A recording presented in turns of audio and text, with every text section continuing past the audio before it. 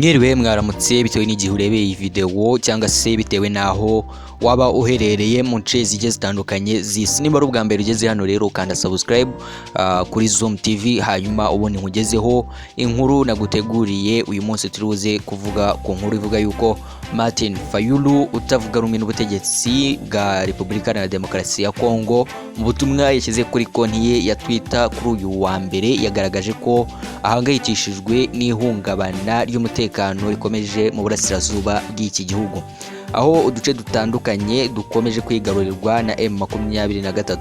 Fayulu yabajije Perezida Felix Tshisekedi icyo yiteguye gukora byihuse akagaruza imijyi avuga ko igera ku 120 imaze kwigarurirwa kugeza ubu ngubu. Bana nanjye muri iyi video.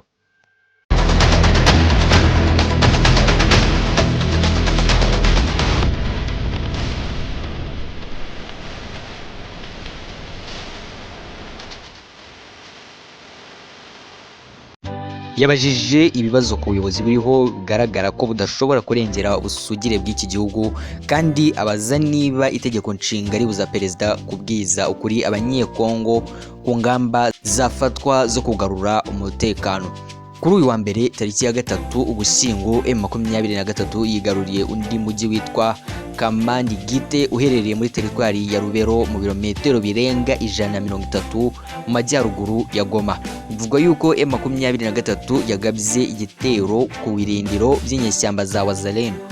Ibyo bikaba bigaragaza iterambere rishya ry'inyeshyamba ku rugamba rw'amajyaruguru nyuma y'imirwano yabereye ku yindi mirongo, cyane cyane Iwarikare.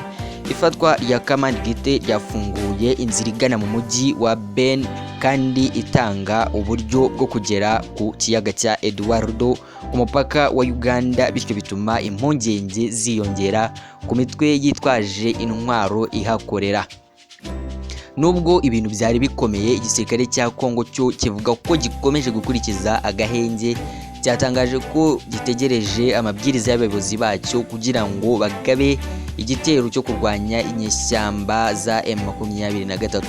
Iki kibazo cyakuruye icyifuzo cy'imiryango itegamiye kuri leta yagaragaje ko ari ngombwa kurinda no kurengera igihugu mu gihe ikibazo kigenda cyiyongera.